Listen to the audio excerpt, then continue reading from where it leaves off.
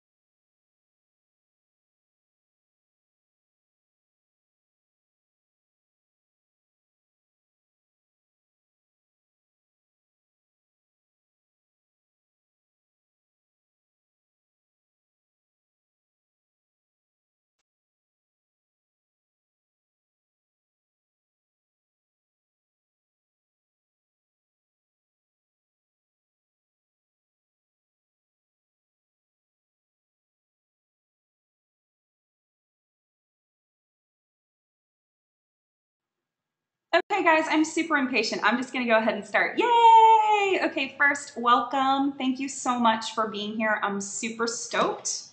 I am super excited. Yay! Okay, before I get started, I just want to let everyone know that there are going to be some polls popping up during the webinar, so be on the lookout for those.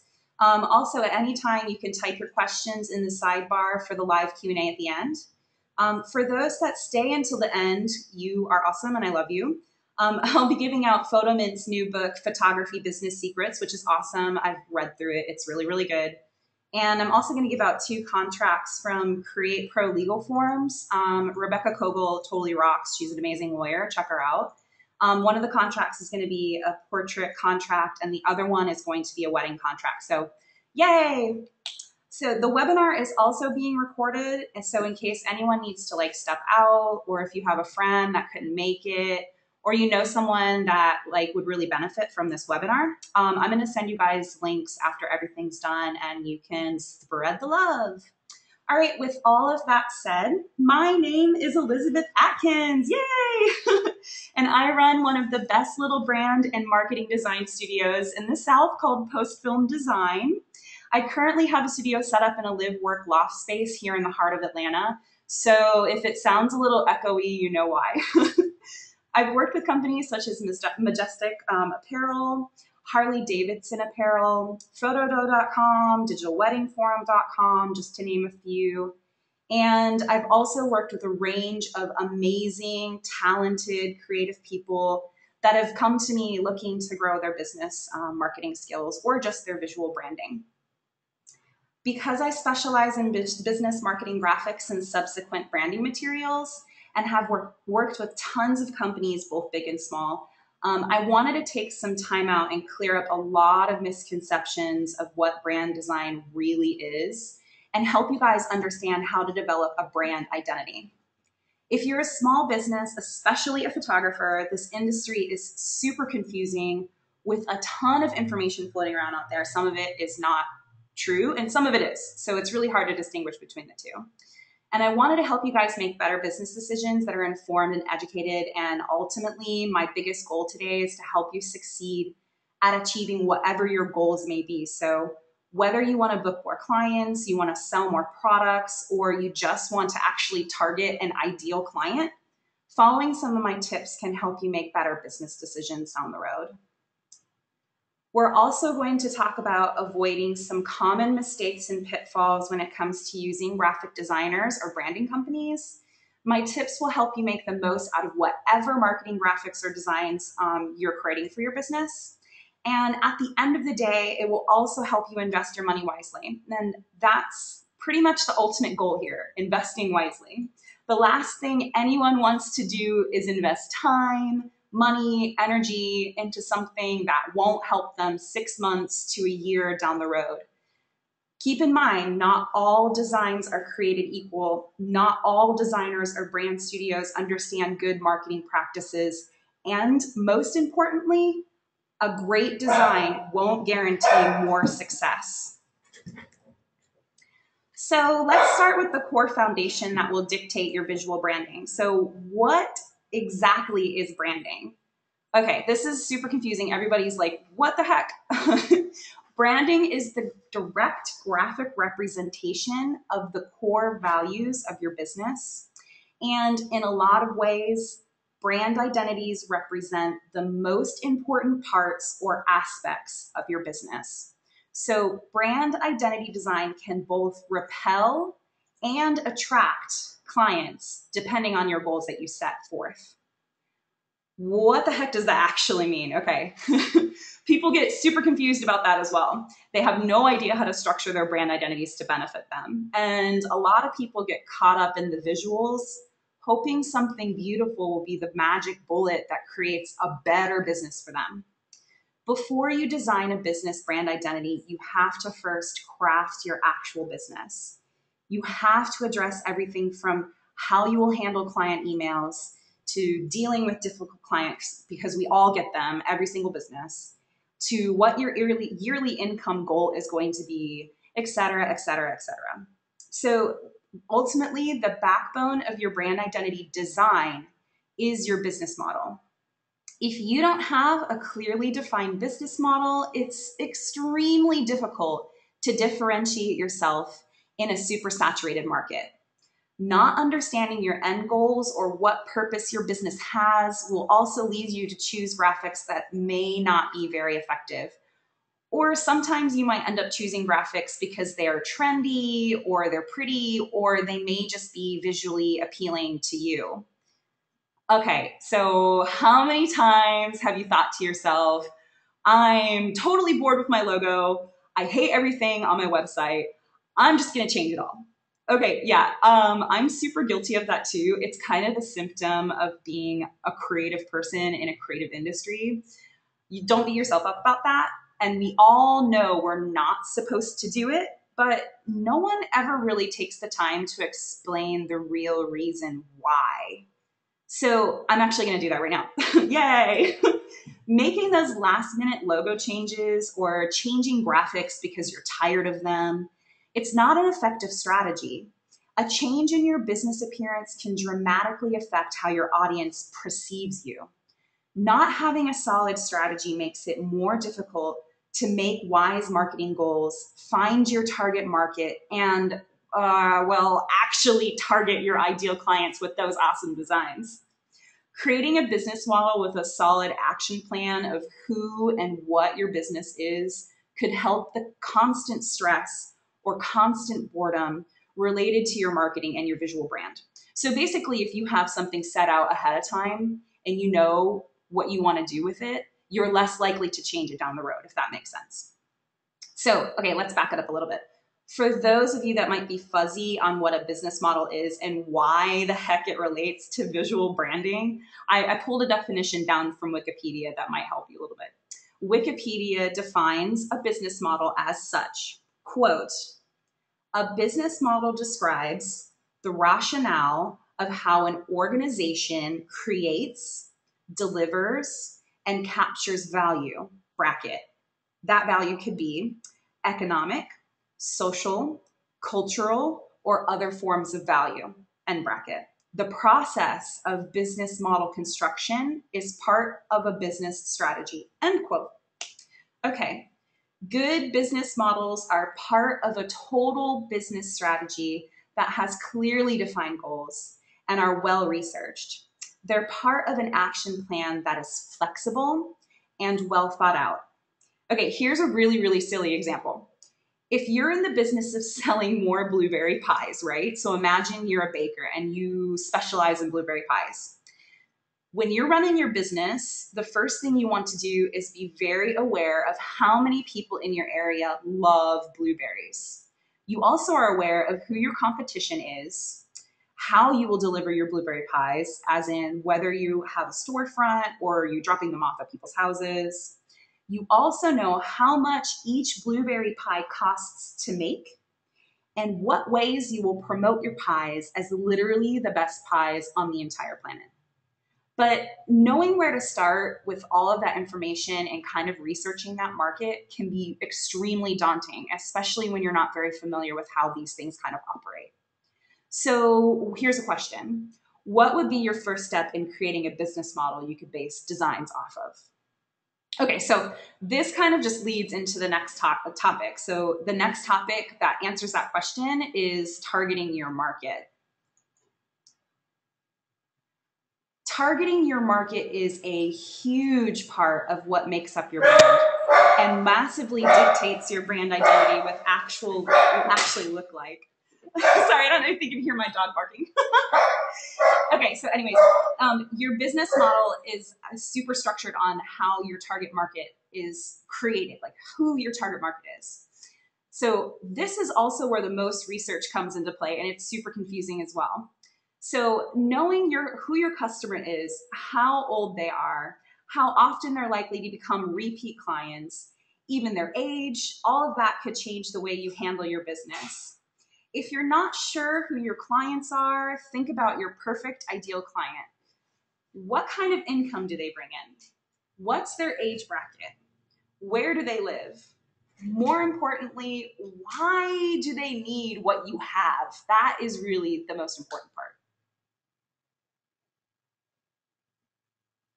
So I frequently hear small business owners tell me their target market is everyone, or sometimes even worse, just women or just men.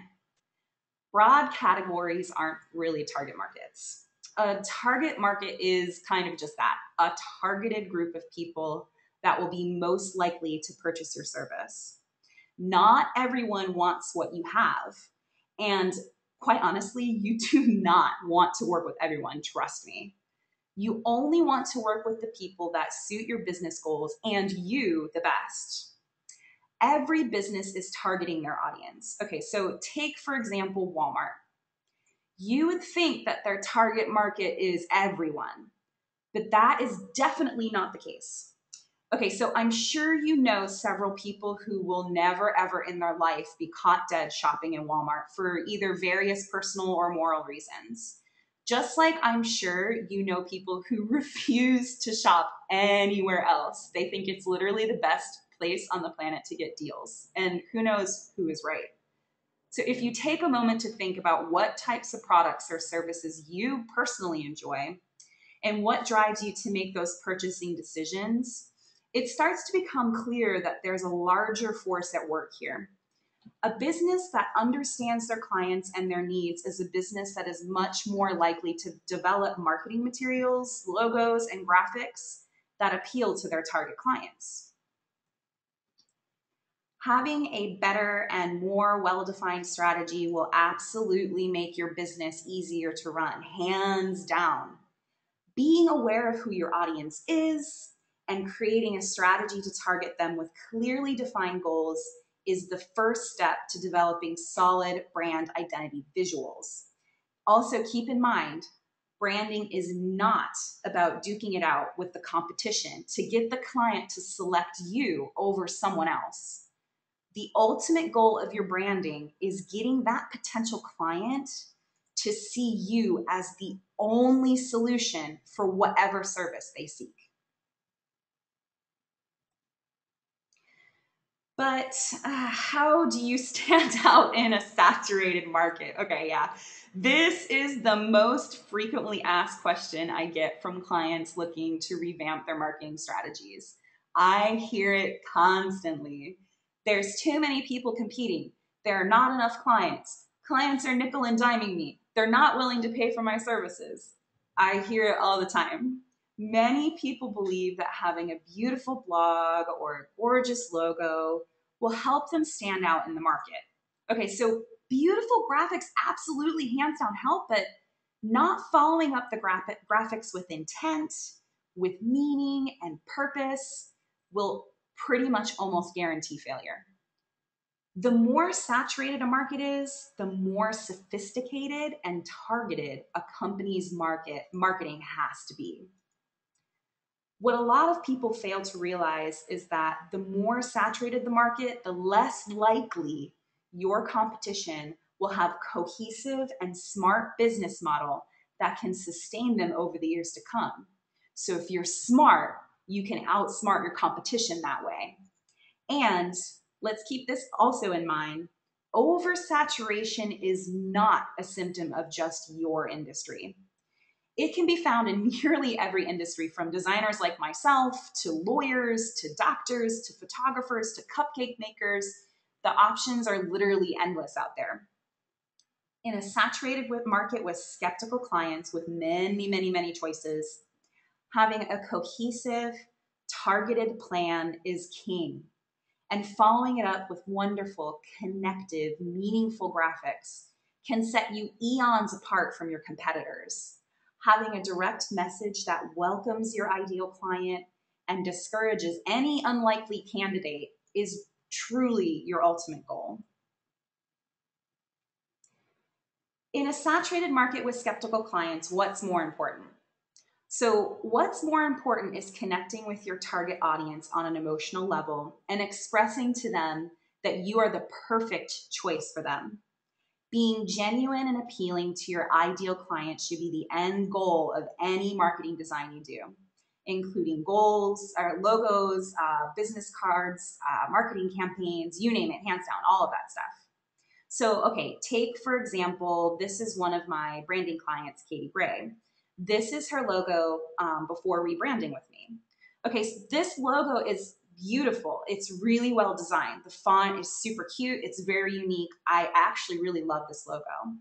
But let's think for a minute about Katie's ideal client. Katie Gray's target audience is a fun, hipster chic, nerdy, lovable, quirky, unexpected. They're the kind of people that wear like bow ties and suspenders to their weddings. Their incomes kind of vary around all over the map, but what doesn't vary is their love of all things unique and totally tongue-in-cheek. Katie only wanted to attract clients that wanted to work with her. And Katie describes herself as a fun, stress-free, funny photographer that wasn't stuffy or overly fussy. Katie wanted her clients to know that she would be the best and most fun choice, and only wanted clients that wanted to laugh with her. Katie cared less about how big or small or lavish the wedding was, and cared only more about that her clients understood her, they valued her, and they were really, really excited to work with her. Taking that all into consideration, plus a ton more research into her business model and marketing and competitive nature in her market in Jackson Hole, which is where she's located. She's in Wyoming. This is the brand I ended up developing for Katie Gray. Knowing your business model, target audience, and subsequently your marketing message will help you deliver effective, focused, and gorgeous graphics that will wow your potential clients and motivate them to contact you, not because they're price shopping or because they're looking for a bargain basement deal. They're contacting you because they feel like you get them. They connect with you without even talking to you. And they know you can provide them a level of service that they won't get anywhere else but from you. And ultimately, isn't that exactly what every business is striving for? So before you jump into design, here's my suggestion. Bust out a huge piece of paper, like a really, really big one, or a really, really big Word document, wherever you jot down your thoughts. Start making a bigger and better future plan for your business. I want you guys to back it up with research. Take a look at your website analytics. Talk to your past clients, and I really want you to check out your competition in your market and look at what they're doing. Arm yourself with as much knowledge as you possibly can about your market, and I guarantee you guys will be really super surprised at the results. Before I open up the discussion to like big live Q&A, and I'm sure you guys have tons and tons of questions, I want to throw out some tips and tricks on how and when to work with a graphic designer, because I think there's a lot of misconception about that as well. As I previously stated, not all designers or designs are created equal, and that not all branding companies keep designing for marketing in mind. So definitely let's talk about that a little bit more. The graphic design and visual community is flooded with a range of different services, just like literally any other creative market out there. Everyone has a varying level of knowledge and everyone works a little differently. Oops, sorry guys. That was my bad. For those looking to rebrand, create graphics for marketing campaigns, or create a logo, it's incredibly important to have an understanding of how the artist you're hiring operates, including what they base their design work off of. So definitely don't go off grilling anybody about like their blood type or their dental history, nothing like that.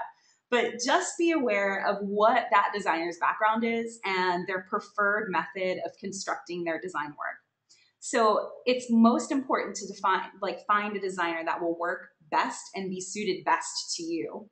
A very large portion of designers have less experience in traditional business and marketing and have more artistic backgrounds. And that is completely awesome for someone that might already know all about their business model. And it's really, really great for someone that might already know what their design might look like, or maybe even already has like a purpose lined up for their marketing efforts. But unfortunately, if you're like most small business owners, this option might not be the best for you. So if you're like most business owners I know, it's extremely difficult to be an expert in literally everything associated with your business. If you're looking for marketing design help and want better branding visuals, a double, triple check that the designer you're hiring is right for you. Also, be hyper aware that a lot of your competition might not know the pitfalls like you do, but might be having exactly the same thoughts you are right now. And on top of it, your competition is paying oodles of money for pretty graphics that might not hold much meaning. They're downloading all the same templates you've looked at or maybe even used yourself in the past. They have all the same blog site designs. They're using all the same action companies you are, and they rarely have end goals in mind. Okay, so I just hit on something that's really important and might get everyone kind of thinking. So templates, are they bad? Okay, not at all. Actually, they're perfect if you know exactly when and why you're using a template. Templates should only be used with an understanding that your competition has access to them.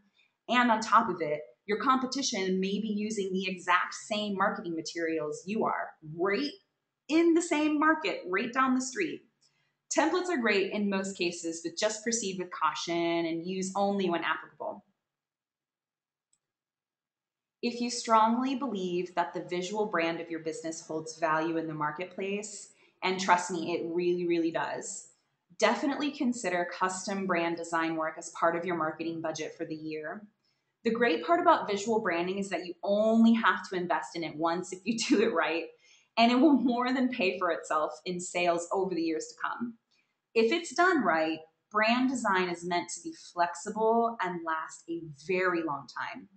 Investing in great brand identity work is also investing back into your business. If you're ready to rebrand, remember, decide what kind of designer is going to be best for you, a traditional graphic designer or a marketing and business brand designer. There's definitely a big difference. Be diligent in your research. Craft a very well thought out plan before deciding on any final design that you do. It's not as common to work with a designer that's also experienced with business structure and marketing, but if you feel a marketing and business oriented type of designer is right for you, pay very close attention to all of the questions they will be asking and be prepared to reach deep into your business model. And honestly, never be afraid to speak up when you don't understand what the heck is going on. And that's okay. They expect that from you. Also, before you book a marketing and business oriented type of designer, Ask about what strategies they recommend to launch your brand. 90% of my clients come to me looking for business overhauls and are kind of in a desperate need of help with their target markets. A lot of them are confused and not quite sure how to book the clients that they really, really want, and even what branding might mean to them in their business. A great marketing and visual brand designer will sit with you and help craft a better message based on factual data, market competition, and client feedback. They'll create launch plans with you and help ensure your future success. It's less about trends, more about goals and achievement. After your brand design, the rest honestly is really up to you. Be diligent with your business model. Check the health of your marketing goals. Always be strategizing a bigger and better way to reach your clients that you want to book. Okay. That was a super whole bunch, big lots of information. Yay! I hope all of you have enjoyed listening to me talk about a topic I'm extremely passionate about. I absolutely love what I do. I'm super, super thrilled you all could join me tonight. And I really hope that I've been able to help some of you. Teaching and being a resource is truly a great honor. It super, super is. And I hope whatever I've said, you're able to put to good use, pass it on to other people, make other people's lives easier and better. So with that said, let's go to the Q&A. And then afterwards, from the Q&A, I am going to give away a couple of those goodies for the people that stick around. All right, so I actually had a question emailed in to me that I thought was really interesting and very, very important to answer. So I'm going to go ahead and answer that before I dig into some of the questions you guys have put in this little typey window. So one of the questions I got via email is lowering your price a good approach for marketing / way of getting more business? I'm going to assume, actually I know this person is a photographer. So let me just answer that right now.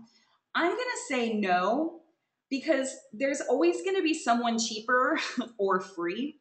I mean, how many times have you guys seen Craigslist ads for photographers for like $100 or free or whatever? I mean, you can't compete with free. I mean, you can't get any cheaper than free either. So I'm going to say you honestly can't compete on price alone. You really, really can't. And you can't compete with just absolutely everyone. You have to compete on experience.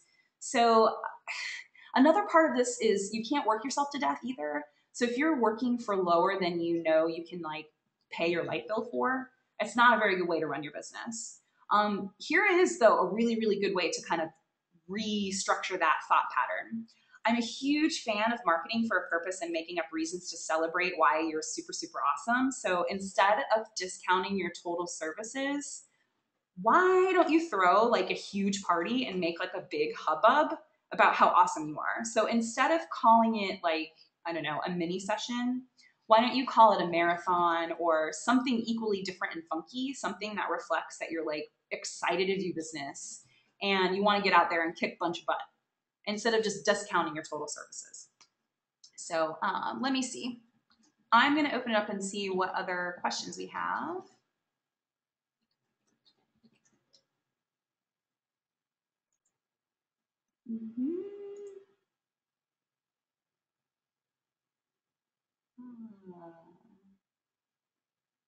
What are some steps you would recommend for helping to define your target market? I know who I like to work with, but it feels a bit hard to define. Okay, defining your target market. So part of it is sort of personal, and another part of it is analytical. Sometimes it's not an emotional connection when you're doing market research. So say you live in Blueberry Pie Town. Again, Blueberry Pie, sorry guys. So there's a population of 1,000 people in Blueberry Pie Town. So the first step you would say is, okay, there are 1,000 people. How many, so if you're a photographer, let's just assume you're a photographer, how many of those people are getting married? So figuring out from there, of 1,000 people, maybe 5 get married a year. Then you have to look at your competition in your market. How many people are competing against me for those 5 weddings? And after you do all that, the unemotional analytical part of it, you kind of have to ask yourself the question, What kind of business do I want to run? And am I running a business that is valuable to the people that I'm marketing to? So, say if you're living in Blueberry Pie Town and you're a photographer and you want to shoot weddings, what's going to differentiate you and also satisfy your creative need in that market? And if you're being creative, is it accessible enough for your community? Are they going to buy into that? So, a lot of people target brides in between the age bracket of, say, 25 to 35. And they're usually targeting like mid-level brides that they spend roughly like $30,000 on their weddings. What if you looked at that and said, I want to target something completely different? What if you only targeted tattooed brides? Mike Alabak is actually a really good example of defining an extremely targeted market. He decided that he only wanted to target brides that had tattoos. And this guy is literally making a killing at what he does. He's writing books, he's attending seminars, he's now going to be speaking at WPPI next year. It's very, very interesting to watch him. He has almost, I think, 20,000 fans on Facebook. Talk about targeting a market that no one else is really doing. Let's see what other questions we have. Hopefully that answered that question.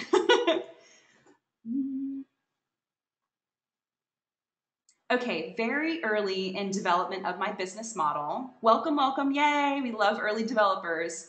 And my business in general. At what point do you recommend bringing in brand identity help? Okay.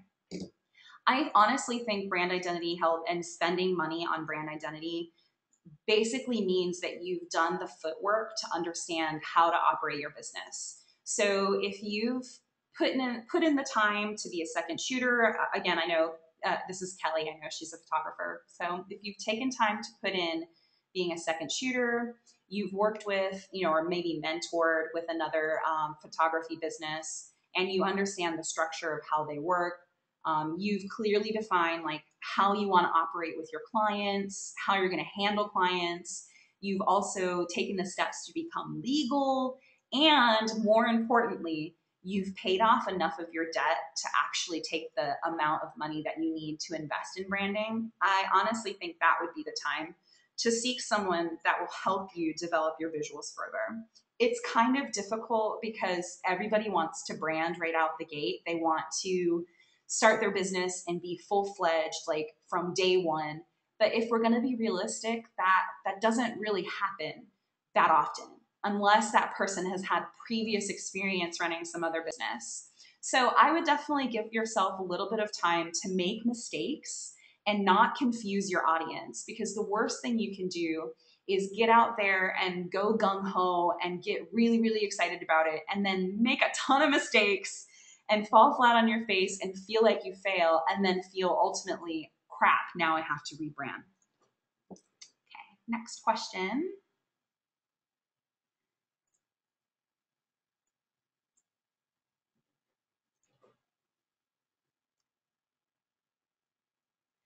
This one's a great one. Stacy asked, what is the way to show excitement through advertising and marketing? Okay, so this is kind of like a multi-level question because I guess it would depend on which avenue you feel is most important and also who your target client is. So I'm just gonna pretend that you shoot seniors. I don't know.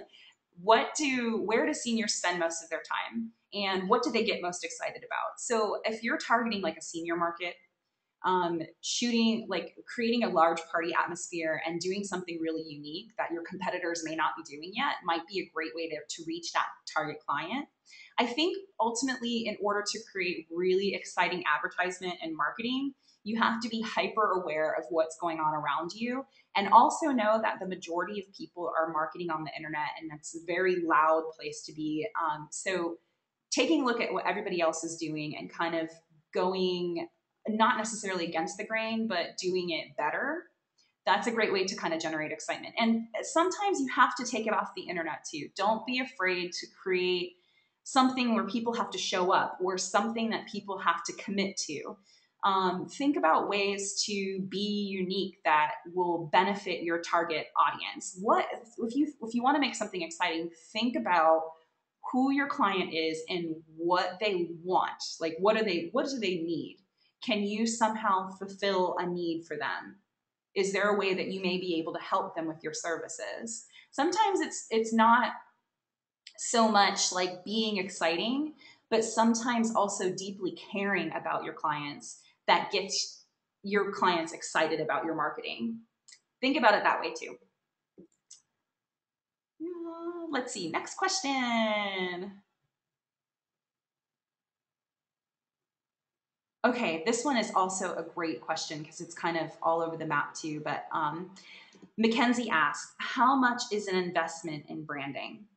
I honestly think branding, like any brand or business model, is kind of like, it's an ever evolving and ever growing sort of thing. So you definitely have to be aware that it's going to be moving forward with you as you move forward. So investing in branding might be more of a long haul than just a short upfront branding. And I mean, honestly, if you're talking more about visuals and graphics too, it varies all over the map.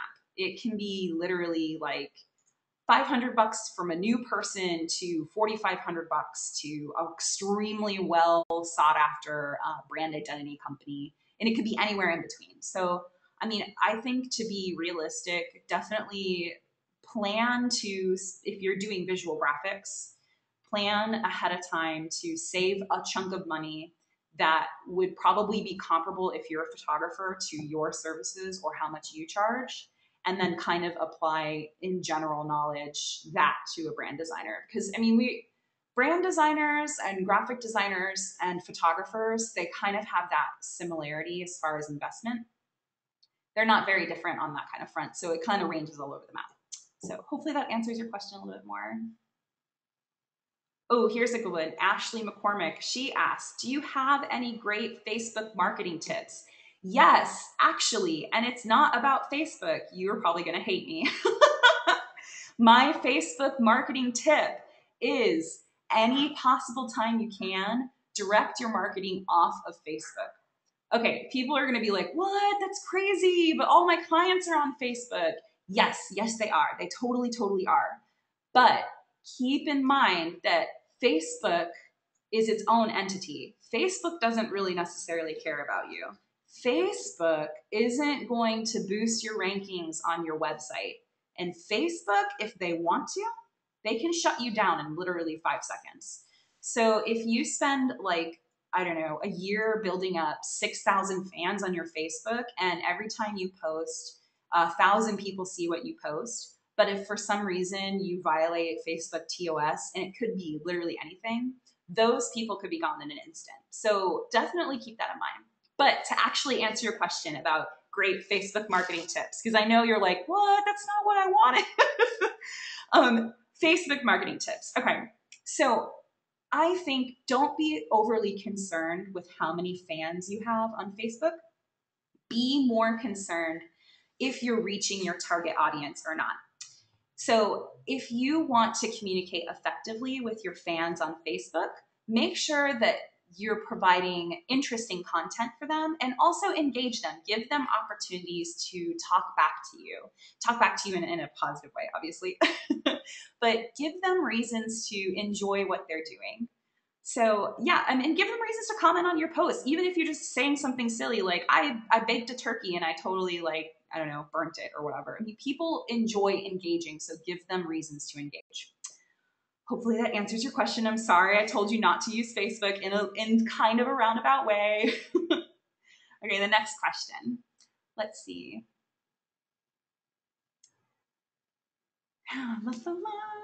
Oh, this is a great one. Ginger asks, can you talk a little bit about naming your business and really thinking about the name? So many people give their photography cutesy names and then need to switch things up and rename and rebrand later. Oh my God, this is such an interesting topic to me. Okay, so I actually went through a name process myself, and POSTFILM I chose because it was important to me. And at the time, I got kind of caught up in like service marking it and making sure nobody else could have it, because that was really, really important to what the work that I do. Naming your business is so, so important.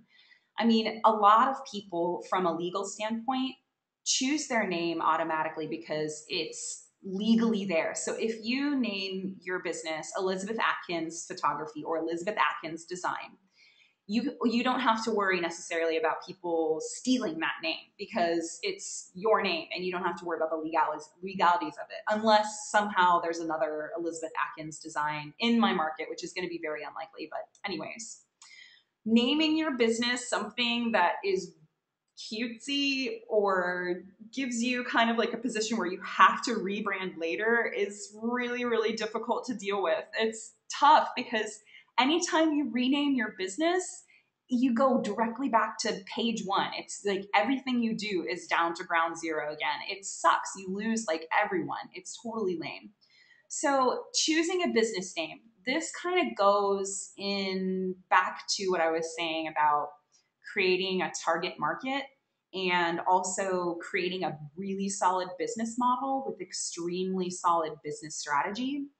And I think what the problem is in most industries is that people don't actually take the time to do that. So they end up with like boogery names like Blueberry Pies Galore Photography.com .net or whatever.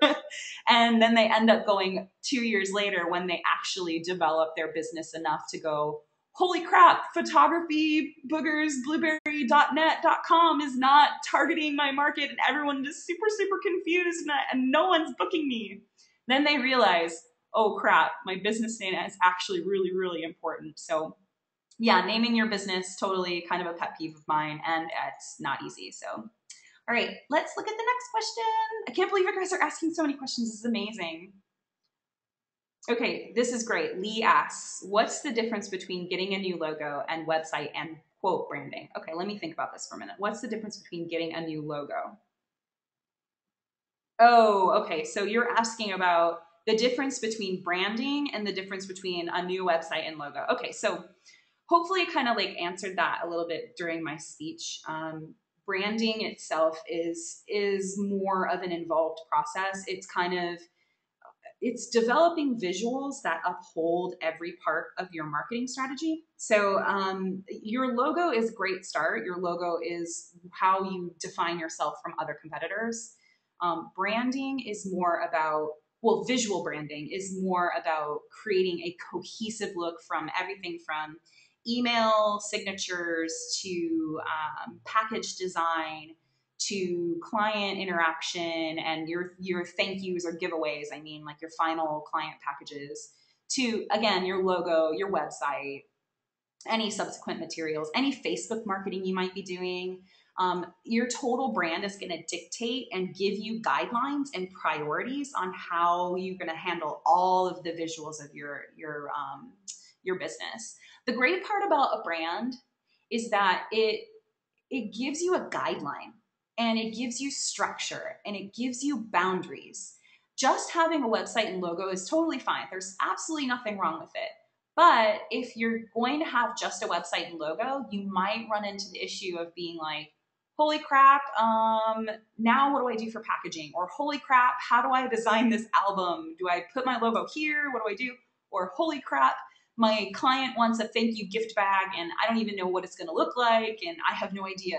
Are my colors going to be the color? Like, are they going to print right? Like, oh, so that's a big, big contrast and difference. So, oh, and also a logo and a website, they could be really, really well researched, but if you're going to put all that time and effort into a really, really well-researched logo and website, you might as well just finish the whole shebang and get colors and patterns and make sure you're doing it right from the get-go.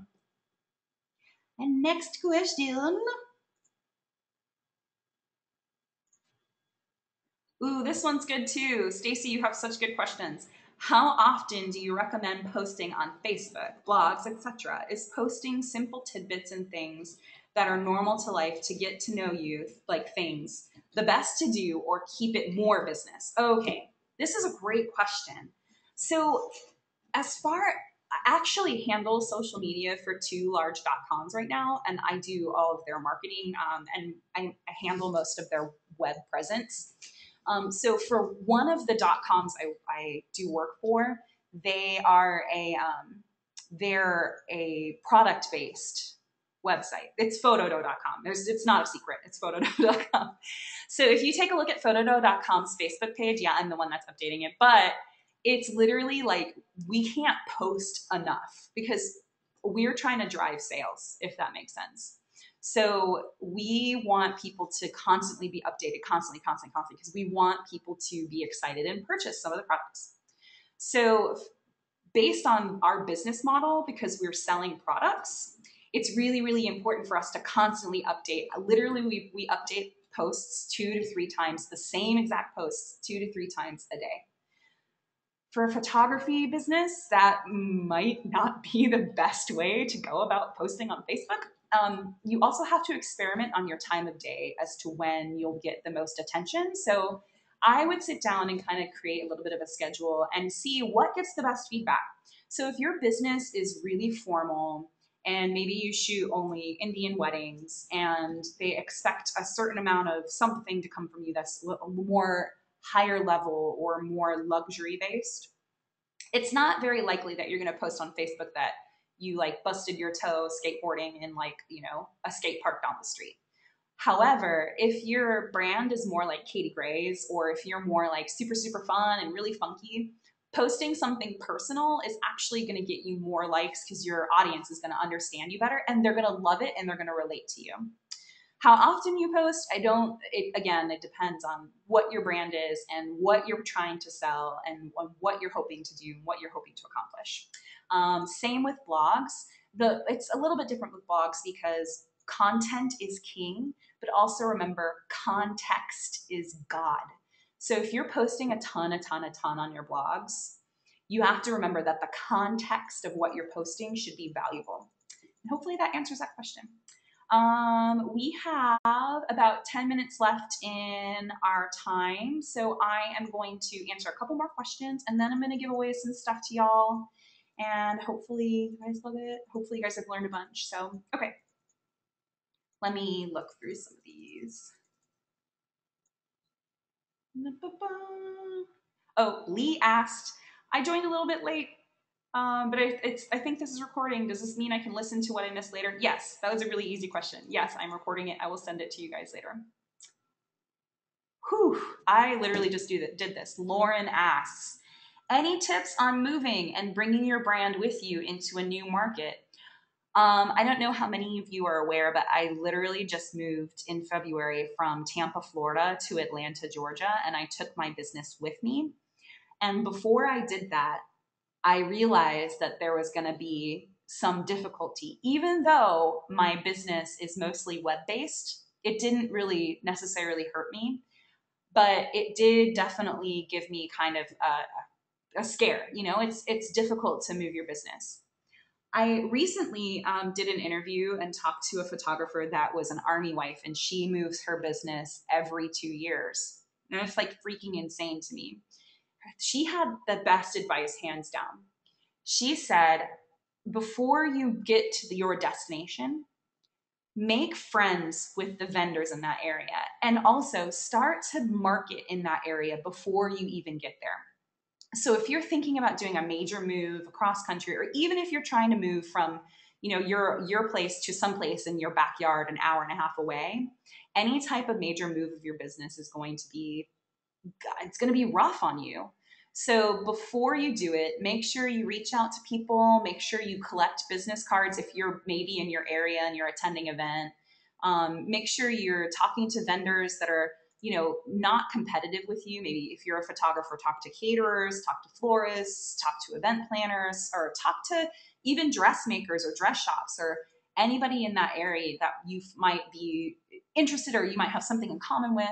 And start to not really think about it as a networking thing, but think about it as a personal relationship. So go out and genuinely make friends with people that you will have something in common with, and that'll get you the footwork before you actually move. And hopefully that answered. And I also sympathize. If you move, I sympathize with you. You can totally email me.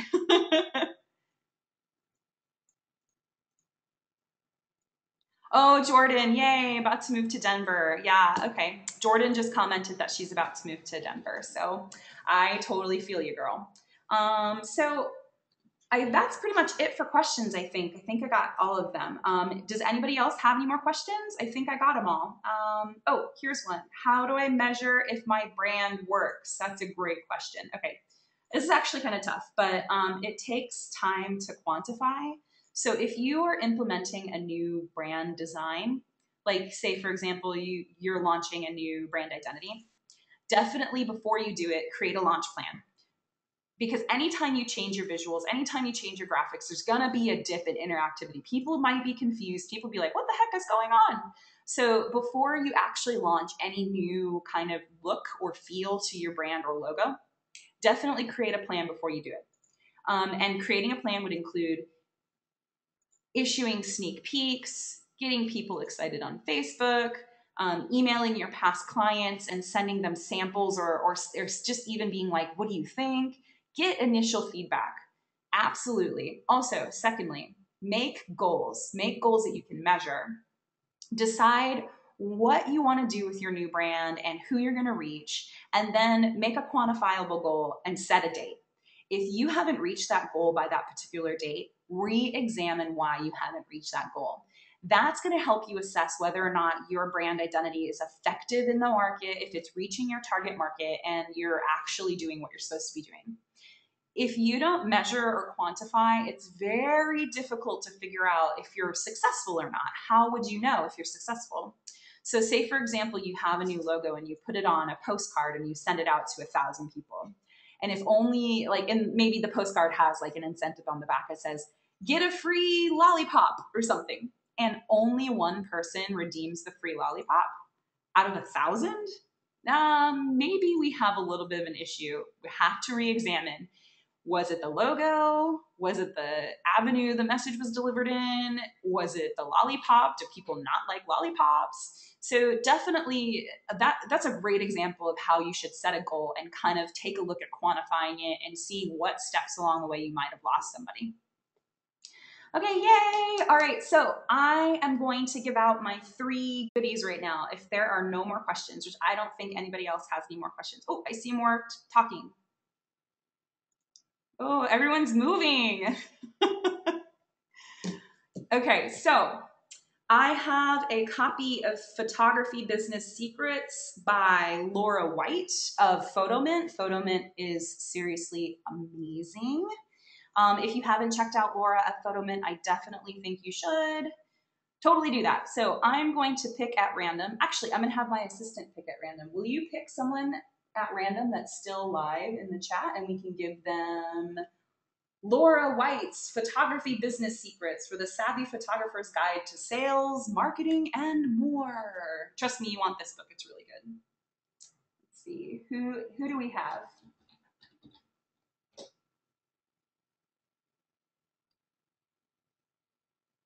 Stacy. Jared has picked Stacy. Okay, Stacy. Please email me. I will. How do we give them my email? And Stacy can totally get this book. Go on, girl, get your book.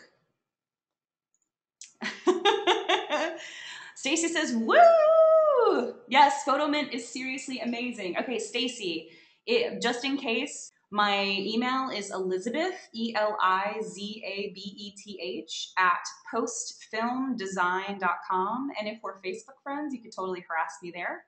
But yeah, you won that. Woo, girl. All right. And I have 2 contracts to give away as well. I have a wedding photography contract by Create Pro Legal, and I also have a portrait contract from Create Pro Legal. Do we have any wedding photographers and portrait photographers in here, or do you guys do both, or no?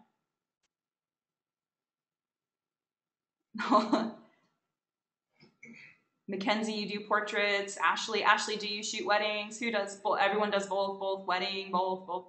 Okay, assistant, let's give away the wedding contract. Will you pick at random our wedding?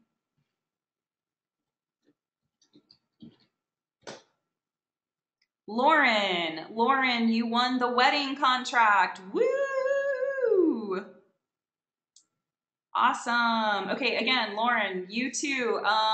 Email me, elizabeth@postfilmdesign.com, or harass me on social media. I will be there for you.